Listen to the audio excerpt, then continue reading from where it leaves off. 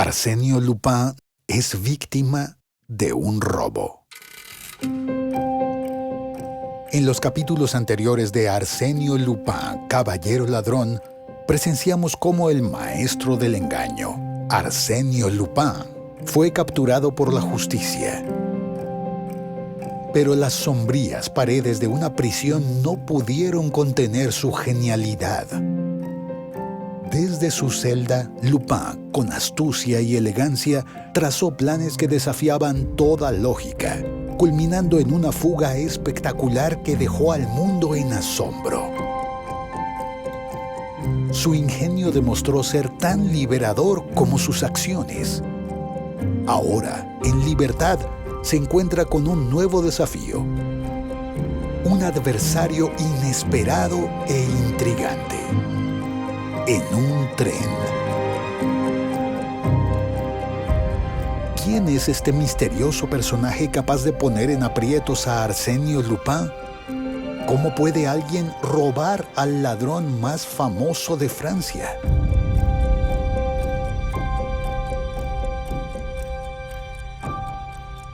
Estás por escuchar El misterioso viajero. El capítulo 4 de este emocionante audiolibro, escrito por Maurice Leblanc, traducido y narrado por Félix Riaño. Si aún no has escuchado los primeros 3 capítulos, están disponibles en esta misma plataforma como parte de la tercera temporada del podcast Lecturas Misteriosas. Soy Félix Riaño y este es el audiolibro Arsenio Lupin, Caballero Ladrón, en Lecturas Misteriosas, temporada 3. No olvides suscribirte al podcast y activar las notificaciones para no perderte ningún episodio. Capítulo 4. El misterioso viajero. La víspera había enviado su automóvil a Rouen por carretera. Debía unirse a él por ferrocarril y desde allí ir a casa de unos amigos que vivían en las orillas del Sena. Pero en París, pocos minutos antes de la salida, 7 caballeros invadieron su compartimento. 5 de ellos fumaban. Por muy corto que fuera el viaje en tren rápido, la perspectiva de hacerlo en compañía de ellos no era agradable, especialmente porque el vagón, de antiguo modelo, no tenía pasillo. Así que tomó su abrigo gris a la medida, sus periódicos y su guía con el indicador de los horarios del tren. Y se refugió en uno de los compartimentos vecinos. Allí estaba una dama. Al verlo, hizo un gesto de contrariedad que no pasó desapercibido y se inclinó hacia un caballero parado en el escalón. Probablemente su marido, que la había acompañado a la estación. El caballero lo observó y el examen probablemente terminó a su favor porque habló en voz baja a su esposa, sonriendo con la actitud de alguien que tranquiliza a un niño asustado. Ella también sonrió y le dirigió una mirada amistosa, como si de repente comprendiera que él era uno de esos caballeros galantes con los que una mujer puede estar encerrada durante 2 horas en una caja pequeña de 6 pies cuadrados sin tener nada que temer. Su esposo le dijo: «No me culparás, mi querida, pero tengo una cita urgente y no puedo esperar». La abrazó afectuosamente y se fue. Su esposa le envió pequeños besos discretos por la ventana y agitó su pañuelo. Pero un silbato sonó. El tren empezó a moverse. En ese momento, la puerta se abrió y un hombre irrumpió en el compartimento. La dama, que estaba de pie colocando sus cosas en el estante, gritó de terror y cayó sobre el asiento. No era cobarde, lejos de eso, pero admitamos que esas irrupciones de última hora siempre son desagradables. Parecen sospechosas, poco naturales. Sin embargo, la apariencia del recién llegado y su actitud habían mitigado la mala impresión causada por su acto. Era correcto, casi elegante, con una corbata de buen gusto, guantes limpios, un rostro enérgico. Pero ¿dónde demonios había visto esa cara? Porque no había duda, la había visto. O más exactamente, recordaba en sí mismo el tipo de recuerdo que deja la visión de un retrato visto varias veces, pero cuyo original nunca ha contemplado. Y al mismo tiempo, sentía la inutilidad de cualquier esfuerzo de memoria. Tanto era el recuerdo inconsistente y vago. Al volver su atención hacia la dama, se sorprendió por su palidez y la alteración de sus rasgos. Miraba a su vecino, que estaba sentado en el mismo lado con una expresión de auténtico terror.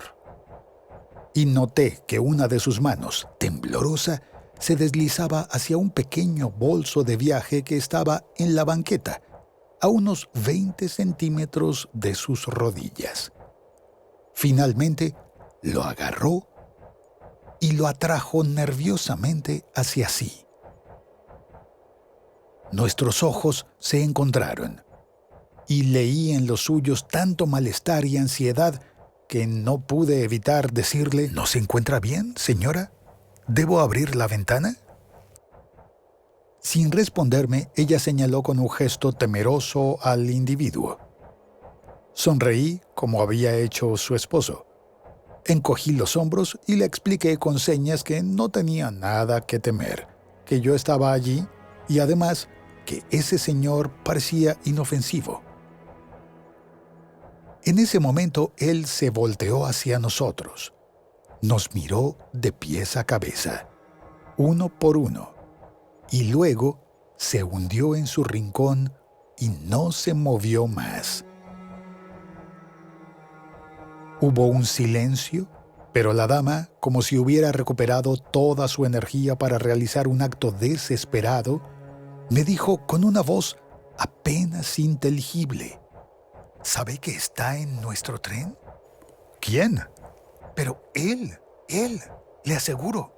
¿Quién él? Arsenio Lupin. No había apartado los ojos del viajero, y fue a él a quien le lanzó las sílabas de ese nombre inquietante. Él bajó su sombrero sobre su nariz.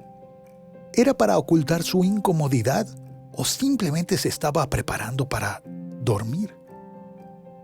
Hice esta objeción. Arsenio Lupin fue condenado ayer en rebeldía a 20 años de trabajos forzados. Por lo tanto, es poco probable que hoy cometa la imprudencia de mostrarse en público. Además, ¿no han señalado los periódicos su presencia en Turquía este invierno desde su famosa fuga de la cárcel de la Santé? Él está en este tren, repitió la dama, con la intención cada vez más marcada de ser escuchada por nuestro compañero. Mi marido es subdirector de servicios penitenciarios y es el comisario de la estación quien nos dijo que estaban buscando a Arsenio Lupin. Eso no es razón. Lo vieron en la sala de espera. Tomó un boleto de primera clase a Rouen. Era fácil atraparlo. Desapareció. El inspector en la entrada de la sala de espera no lo vio, pero se suponía que había pasado por los andenes de los trenes suburbanos y que había subido al expreso que sale 10 minutos después que nosotros. En ese caso, lo habrán atrapado allí. ¿Y si, en el último momento, saltó de ese expreso para venir aquí, en nuestro tren? Como es probable. En ese caso, lo atraparán aquí, porque los empleados y los agentes no habrán dejado de ver este paso de un tren a otro. Y cuando lleguemos a Rouen, lo capturarán de manera muy efectiva. A él nunca. Él encontrará la manera de escapar de nuevo. En ese caso, le deseo un buen viaje. Pero hasta entonces, todo lo que puede hacer qué? ¿Cómo lo sé? Hay que esperar cualquier cosa. Ella estaba muy agitada y de hecho la situación justificaba hasta cierto punto esa sobreexcitación nerviosa. Casi sin querer le dije, en efecto, hay coincidencias curiosas, pero tranquilícese. Asumiendo que Arsenio Lupin esté en uno de estos vagones, se mantendrá tranquilo. Y en lugar de atraer nuevos problemas, no tendrá otra idea que evitar el peligro que le amenaza.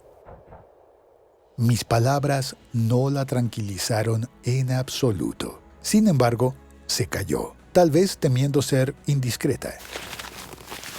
Yo desplegué mis periódicos y leí los informes del juicio de Arsenio Lupin.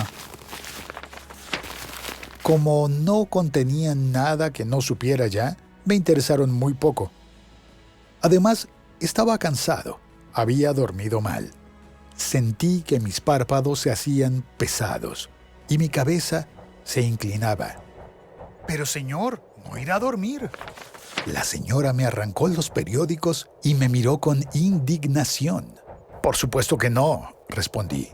«No tengo ninguna intención. Sería de la mayor imprudencia», me dijo ella. «De la mayor imprudencia», repetí. Y luché energéticamente, aferrándome al paisaje, a las nubes que rayaban el cielo. Y pronto todo se confundió en el espacio. La imagen de la dama agitada y del señor dormido se borró de mi mente. Y reinó en mí el gran y profundo silencio del sueño.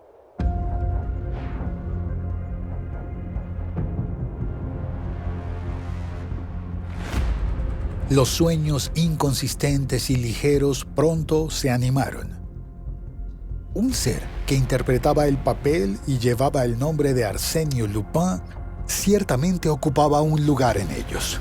Se movía en el horizonte con la espalda cargada de objetos valiosos. Atravesaba paredes, desmantelaba castillos. Pero la silueta de ese ser, que ya no era Arsenio Lupin, se hizo más clara.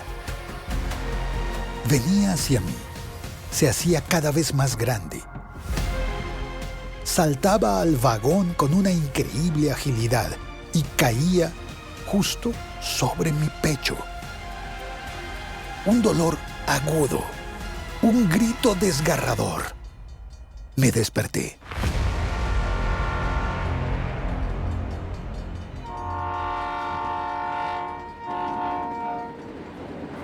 El hombre, el viajero, con una rodilla sobre mi pecho, me estaba agarrando el cuello.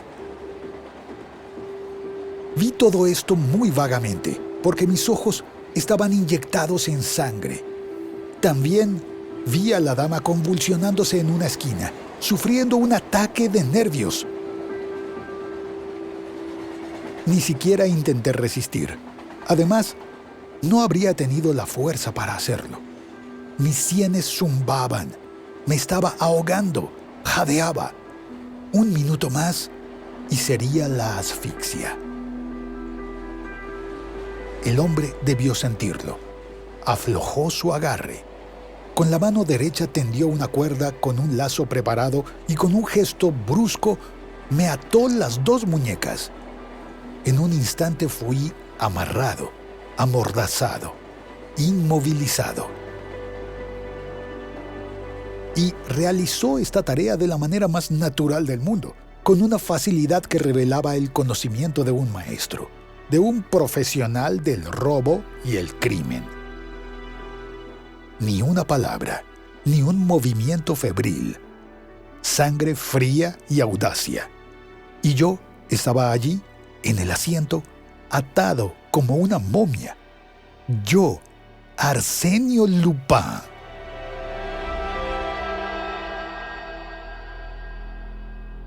Realmente había algo de risa en todo esto, y a pesar de la gravedad de las circunstancias, no podía dejar de apreciar todo lo que la situación tenía de irónica y divertida.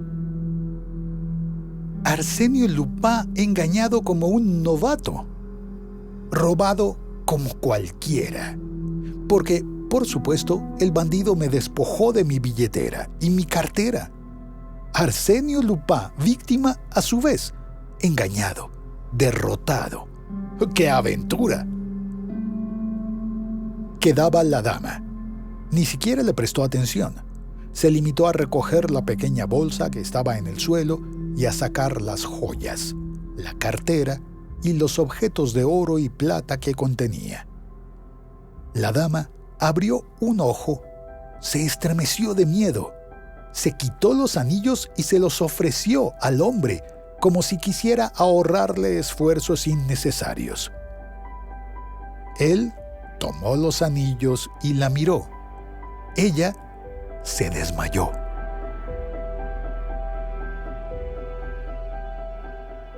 Entonces él, siempre silencioso y tranquilo, sin preocuparse más por nosotros, regresó a su lugar.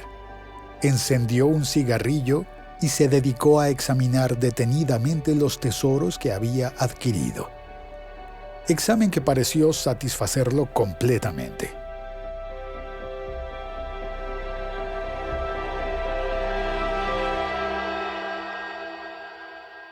Yo estaba mucho menos satisfecho.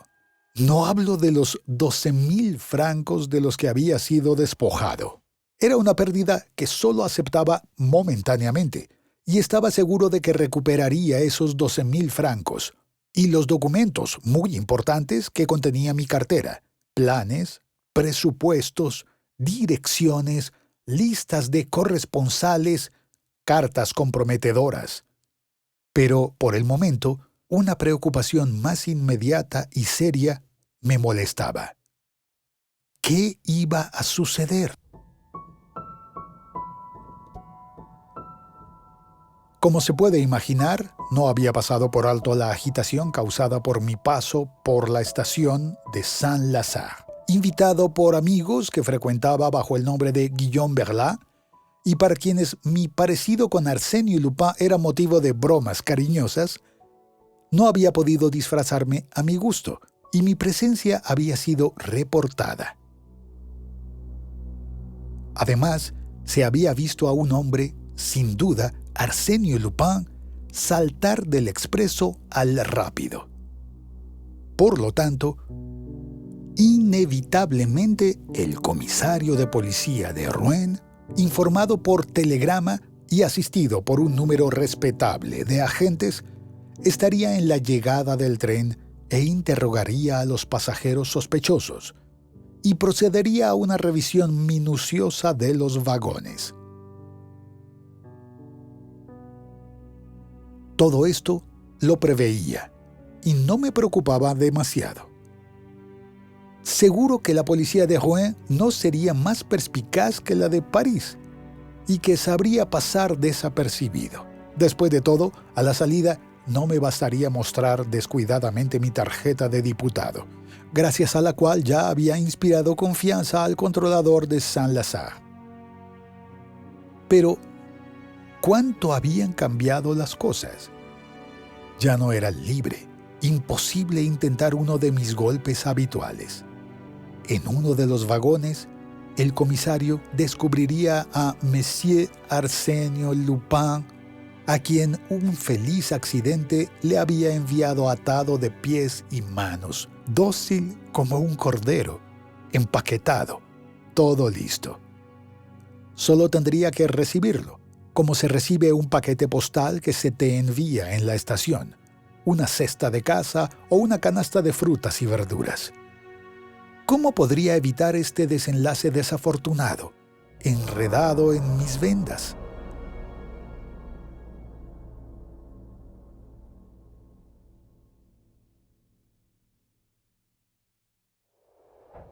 Y el rápido se dirigía a Rouen, la única y próxima estación,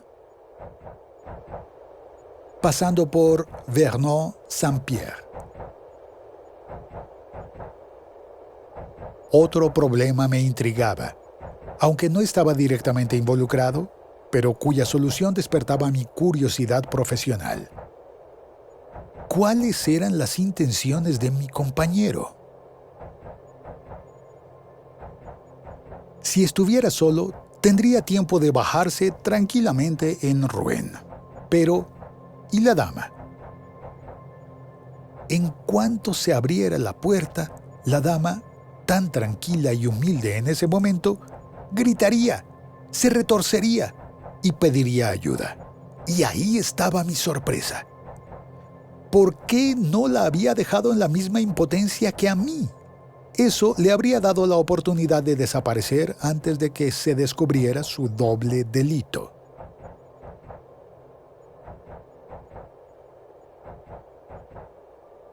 Él seguía fumando, con los ojos fijos en el espacio que una lluvia titubeante comenzaba a rayar con grandes líneas oblicuas. Sin embargo, se apartó una vez, agarró mi indicador de horarios del tren y lo consultó. La dama, por su parte, trataba de mantenerse desmayada para tranquilizar a su enemigo. Pero los ataques de tos provocados por el humo desmentían ese desmayo. En cuanto a mí, estaba muy incómodo y con dolor en todo el cuerpo. Y pensaba y planeaba. Pont de l'Arche, Oisel. El rápido se apresuraba, feliz, ebrio de velocidad. Saint-Étienne.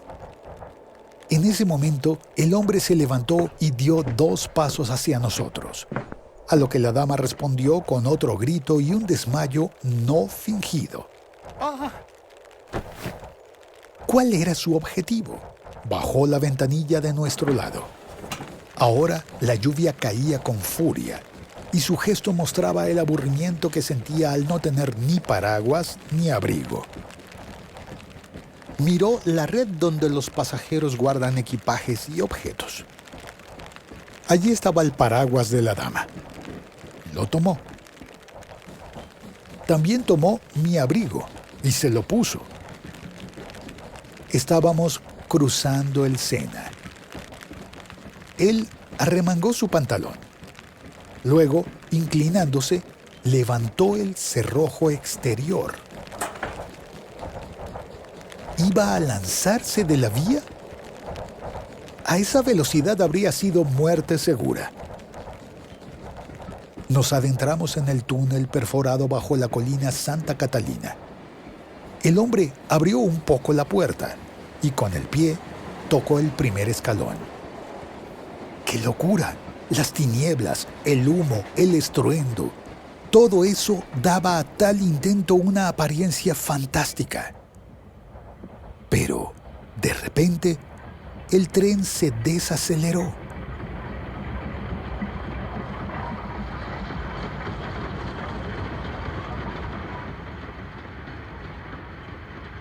Los frenos de aire comprimido se opusieron al esfuerzo de las ruedas.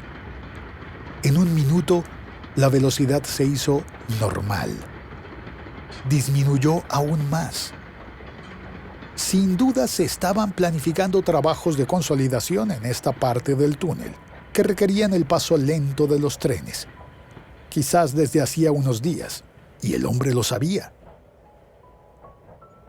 Entonces solo tuvo que poner el otro pie en el escalón, bajar al segundo y alejarse tranquilamente, no sin antes cerrar el cerrojo y la puerta. Apenas desapareció, la luz iluminó el humo más blanco. Salimos a un valle, otro túnel y estaríamos ya en Rouen. Inmediatamente, la dama recuperó el conocimiento y su primer cuidado fue lamentar la pérdida de sus joyas. Le supliqué con los ojos. Lo entendió y me quitó la mordaza que me ahogaba. También quería desatarme, pero se lo impedí. No, la policía debe ver las cosas en su estado. Deseo que vean lo que ha hecho este sinvergüenza. ¿Y si acciono la palanca de emergencia? Demasiado tarde. Debió haber pensado en eso cuando me atacó. Pero me habría matado. ¡Ay, señor! Se lo dije, que viajaba en este tren. Lo reconocí de inmediato por su retrato y ahora se ha ido con mis joyas. Lo encontrarán, no tenga miedo. ¿Encontrar a Arsenio Lupin? Nunca. Eso depende de usted, señora. Escuche, tan pronto lleguemos, vaya a la puerta y grite, haga ruido. Los agentes y empleados vendrán. Entonces, cuente en pocas palabras la agresión de la que fui víctima y la fuga de Arsenio Lupin. Dé su descripción. Un sombrero blando, un paraguas, el suyo, un abrigo gris a medida. El suyo, dijo ella. ¿Cómo el mío? No, el de él. Yo no tenía uno. Pensé que él tampoco tenía uno cuando subió. Sí, a menos que fuera una prenda olvidada en la red. En cualquier caso, la tenía cuando bajó. Y eso es lo importante. Un abrigo gris a medida. Recuerde. Se me olvidaba. Diga su nombre de inmediato. Las funciones de su esposo estimularán el celo de todas esas personas. Estábamos llegando. Ella ya se inclinaba hacia la puerta. Volví a hablar con voz un poco fuerte, casi imperiosa, para que mis palabras quedaran grabadas en su mente. Diga también mi nombre, Guillaume Berlat. Si es necesario, diga que me conoce. Eso nos ahorrará tiempo. Tenemos que llevar a cabo la investigación preliminar. Lo importante es perseguir a Arsenio Lupin, sus joyas. No hay error, ¿verdad? Guillaume Berlat, un amigo de su esposo. Entendido, Guillaume Berlat. Ella ya estaba llamando y haciendo gestos.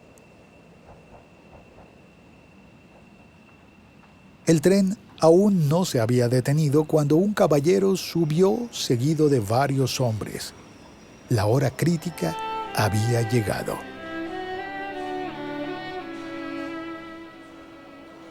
Jadeante, la dama exclamó: «Arsenio Lupin nos atacó, robó mis joyas. Soy la señora Renaud. Mi esposo es subdirector de servicios penitenciarios. Mire, aquí está precisamente mi hermano, Georges Ardel, director del banco Crédit Rennais. Usted debe saber». Ella abrazó a un joven que acababa de unirse a nosotros y a quien el comisario saludó. Y ella continuó llorando. «Sí, Arsenio Lupin, mientras el señor dormía, se le lanzó a la garganta. Monsieur Berlat, un amigo de mi marido». El comisario preguntó: «¿Pero dónde está Arsenio Lupin?» «Saltó del tren bajo el túnel, después del Sena». «¿Está segura de que sea él?» «Estoy segura. Lo reconocí perfectamente. Además, lo vimos en la estación de Saint-Lazare. Tenía un sombrero blando». «No, un sombrero de fieltro duro, como este», corrigió el comisario señalando mi sombrero. «Un sombrero blando, lo afirmo», repitió la señora Renaud. «Y un abrigo gris, con cinturón». «En efecto», murmuró el comisario. «El telegrama señala ese abrigo gris, con cinturón y cuello de terciopelo negro». «Sí, con cuello de terciopelo negro, exacto», exclamó triunfante la señora Renaud. Respiré aliviado. Qué buena, excelente amiga tenía allí. Los agentes, sin embargo, me habían liberado de mis ataduras.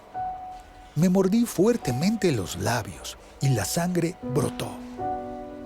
Encorvado con el pañuelo en la boca, como corresponde a alguien que ha estado mucho tiempo en una posición incómoda y que tiene la marca sangrienta del bocado en la cara, dije al comisario con voz debilitada: «Señor, era Arsenio Lupin, no hay duda. Si se actúa con diligencia, lo capturarán. Creo que puedo serle de cierta utilidad».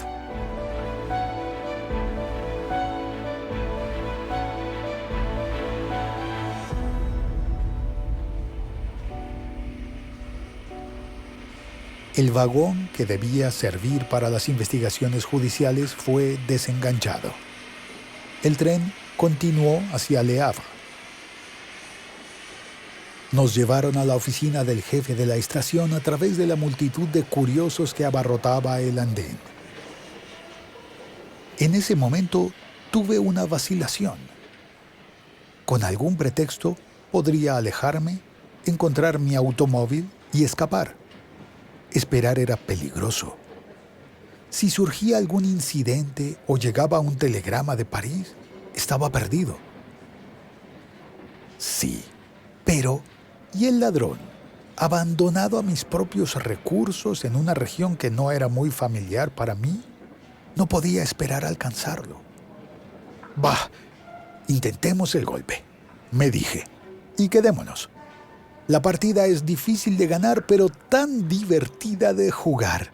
Y la apuesta lo vale. Y como se nos pidió que renováramos temporalmente nuestras declaraciones, exclamé: Señor comisario, en este momento Arsenio Lupin está adelantándose. Mi automóvil me está esperando en el patio. Si quiere hacerme el favor de subir, intentaríamos... El comisario sonrió astutamente. La idea no es mala. De hecho, es tan buena que se está llevando a cabo. Ah, sí, señor. 2 de mis agentes salieron en bicicleta hace algún tiempo ya. Pero, ¿a dónde? A la misma salida del túnel. Allí recogerán pistas, testimonios y seguirán el rastro de Arsenio Lupin. No pude evitar encogerme de hombros. Sus 2 agentes no recogerán ninguna pista ni testimonio. ¿De verdad? Arsenio Lupin se las habrá arreglado para que nadie lo vea salir del túnel. Habrá llegado a la primera carretera y desde allí, Rouen, donde lo atraparemos. No irá a Rouen. Entonces se quedará en los alrededores donde estamos aún más seguros. No se quedará en los alrededores. Oh, ¿y dónde se esconderá? Miré mi reloj. En este momento, Arsenio Lupin merodea alrededor de la estación de Darnétal. A las 10:50, es decir, en 22 minutos, tomará el tren que va de Rouen, Gare du Nord, a Amiens. ¿Lo cree? ¿Y cómo lo sabe? Es muy sencillo. En el compartimiento, Arsenio Lupin consultó mi indicador de horarios del tren. ¿Por qué razón? Había cerca del lugar donde desapareció otra línea, una estación en esa línea, y un tren que se detiene en esa estación. Yo también he consultado el indicador. Ahí está la información. Realmente, señor, dijo el comisario, está maravillosamente deducido. ¡Qué competencia! Arrastrado por mi convicción, cometí una torpeza al demostrar tanta habilidad.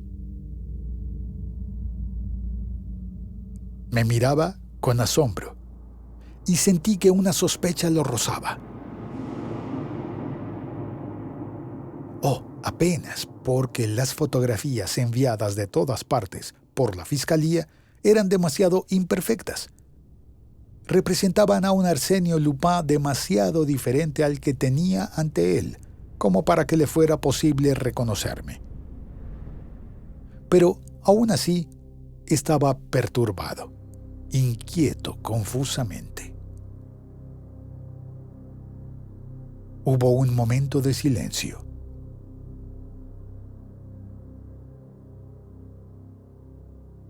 Algo equívoco e incierto detuvo nuestras palabras. Incluso yo sentí un escalofrío de incomodidad. ¿La suerte estaba a punto de volverse en mi contra?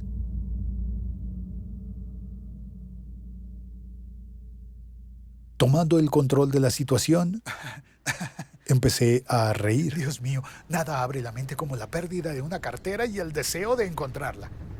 Y me parece que si usted me permitiera tener 2 de sus agentes, ellos y yo podríamos quizás... ¡Oh, por favor, señor comisario!, exclamó la señora Renaud. Escuche a mi amigo, Monsieur Berlat. La intervención de mi excelente amiga fue decisiva.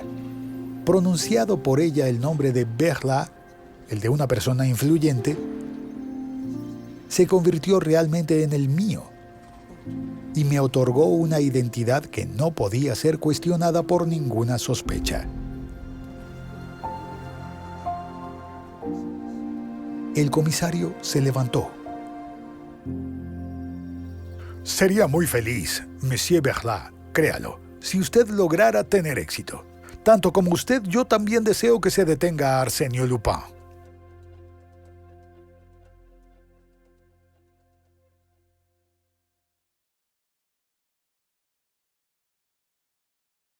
El comisario me llevó hasta el automóvil. Dos de sus agentes, a los que presentó como Honoré Massol y Gaston Delivet, se sentaron en él. Me instalé en el volante. Mi mecánico dio vuelta a la manivela. Algunos segundos después, dejamos la estación. Estaba a salvo. Confieso que al rodar por los bulevares que rodean la vieja ciudad normanda, a bordo de mi poderoso automóvil Moreau-Lepton de 35 caballos de fuerza, no podía evitar sentir cierto orgullo. El motor rugía armoniosamente. A ambos lados los árboles quedaban atrás, y libre, fuera de peligro, ya no tenía más que arreglar mis pequeños asuntos personales con la ayuda de dos honestos representantes de la fuerza pública. Arsenio Lupin se iba en busca de Arsenio Lupin. Humildes pilares del orden social, Gaston Delivet y Honoré Massol, cuánto me fueron valiosos sus servicios. ¿Qué habría hecho sin ustedes? ¿Cuántas veces en las intersecciones habría tomado el camino equivocado sin ustedes? Sin ustedes, Arsenio Lupin se confundiría y el otro escaparía. Pero no todo había terminado. Lejos de ello.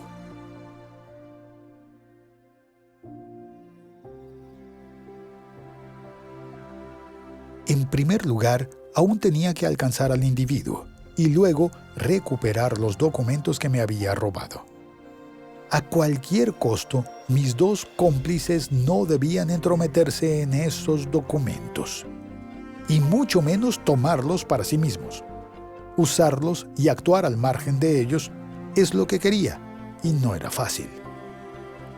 En Darnétal llegamos 3 minutos después del paso del tren. Es cierto que tuve la consolación de saber que un individuo con un abrigo gris, a medida, con cuello de terciopelo negro, había subido a un compartimento de segunda clase, con un billete para Amiens. Definitivamente, mis comienzos como policía prometían. Delivet me dijo: «El tren es expreso y solo se detiene en Monterollet-Bouchy en 19 minutos. Si no llegamos allí antes que Arsenio Lupin, puede continuar hacia Amiens o desviarse hacia Clères y de allí a Dieppe o París». Monterollet, ¿a qué distancia? 23 kilómetros. 23 kilómetros en 19 minutos. Llegaremos antes que él. ¡Qué emocionante etapa! Nunca mi fiel Moreau-Lepton respondió a mi impaciencia con más ardor y regularidad. Parecía que le transmitía mi voluntad directamente sin la intermediación de palancas y mandos.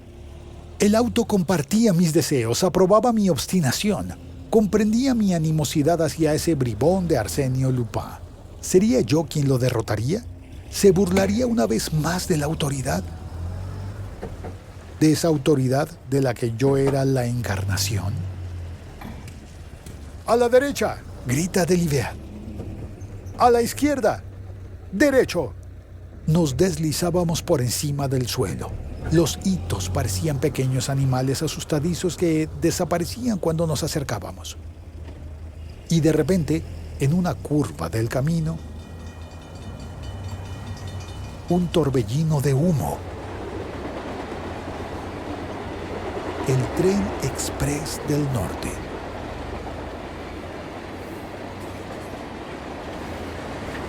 Durante 1 kilómetro fue la lucha, lado a lado. Una lucha desigual cuyo resultado era seguro.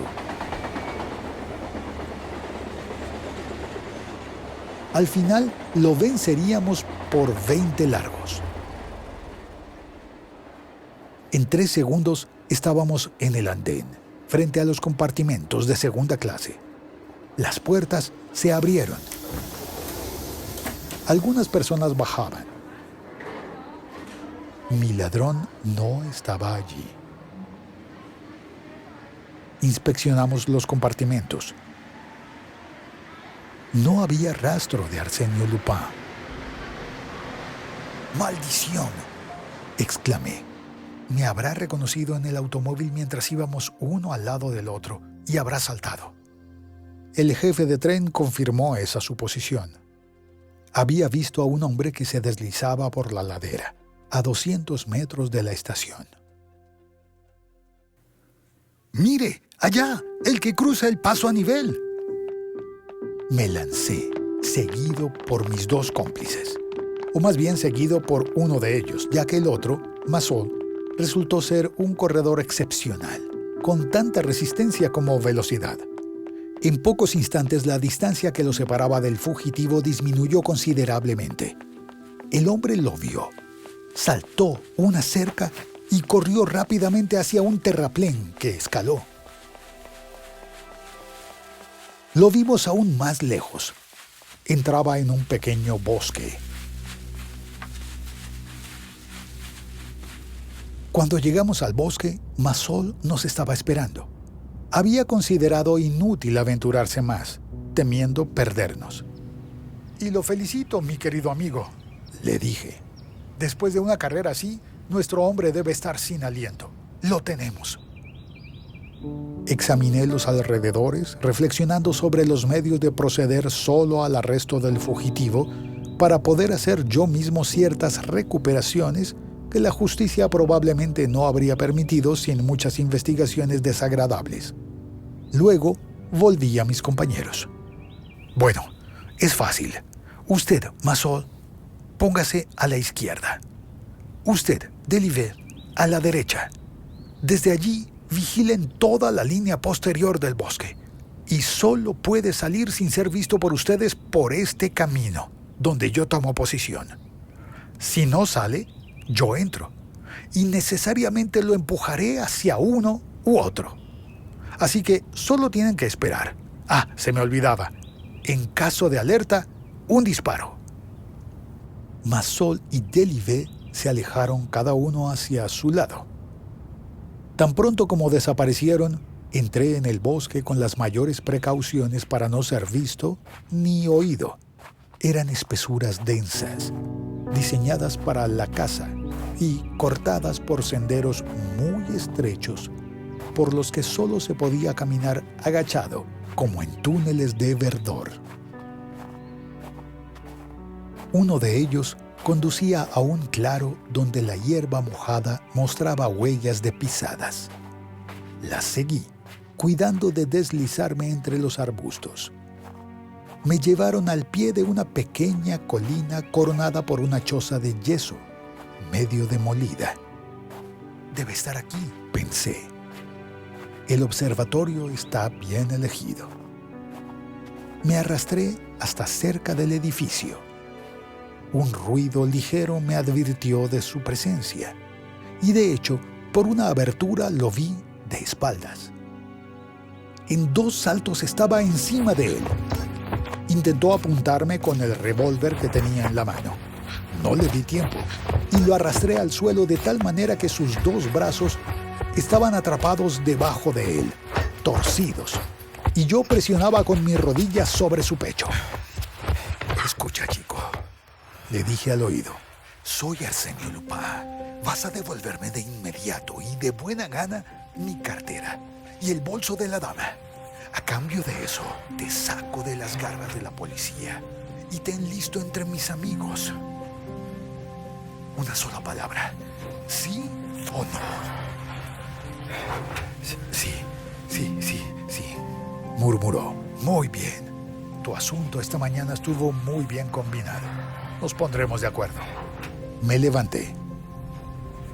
Registró en su bolsillo, sacó un gran cuchillo y trató de atacarme con él. «¡Imbécil!», exclamé. Con una mano había parado el ataque. Con la otra le di un fuerte golpe en la arteria carótida, lo que se llama hook a la carótida. Cayó noqueado. En mi cartera encontré mis papeles y billetes de banco. Por curiosidad, tomé la suya. En un sobre que le estaba dirigido, leí su nombre: Pierre Onfray. Me estremecí. Pierre Onfray. el asesino de la Rue La Fontaine. En Auteuil, Pierre Onfray, el que había degollado a la señora Delbois y a sus 2 hijas.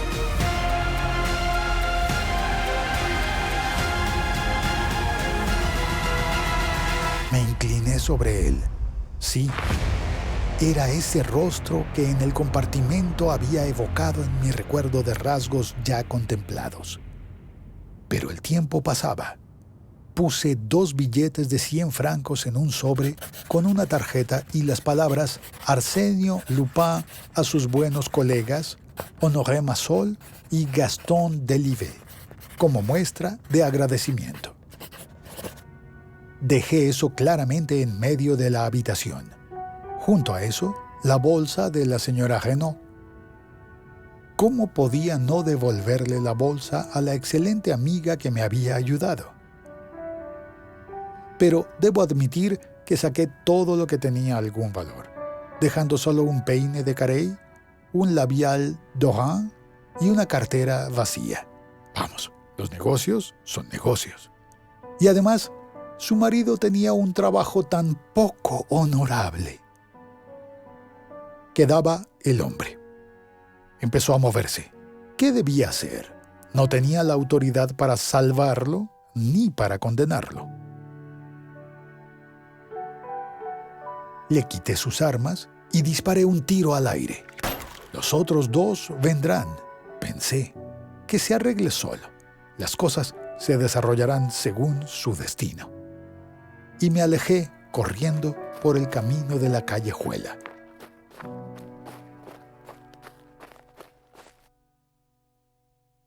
«20 minutos después, un camino secundario que habían notado durante nuestra persecución me llevó de regreso a mi automóvil. A las 4 de la tarde telegrafié a mis amigos de Rouen que un imprevisto me obligaba a posponer mi visita. Entre nosotros, temo que, dado lo que deben saber ahora, me vea obligado a posponerla indefinidamente. Una cruel desilusión para ellos. A las 6 de la tarde regresé a París por otro camino, por l'Isle-Adam, Enghien y la Porte-Bineau. Los periódicos de la noche me informaron que finalmente habían logrado atrapar a Pierre Onfray. Al día siguiente, no subestimemos los beneficios de una buena publicidad. El Echo de France publicó un artículo sensacionalista que decía lo siguiente: ayer, en los alrededores de Buchy, después de numerosos incidentes, Arsenio Lupin llevó a cabo la detención de Pierre Onfray, el asesino de la calle La Fontaine. Acababa de robar a la esposa del subdirector de servicios penitenciarios en la línea de París a Le Havre. Arsenio Lupin devolvió a la señora Renaud su bolso que contenía joyas y generosamente recompensó a los 2 agentes de la Sûreté que lo ayudaron durante esta dramática detención.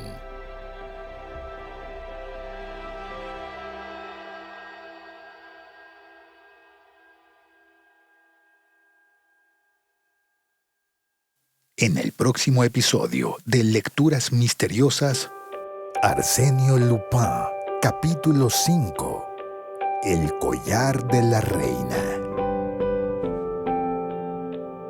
Asegúrate de suscribirte al podcast y de tener activadas las notificaciones.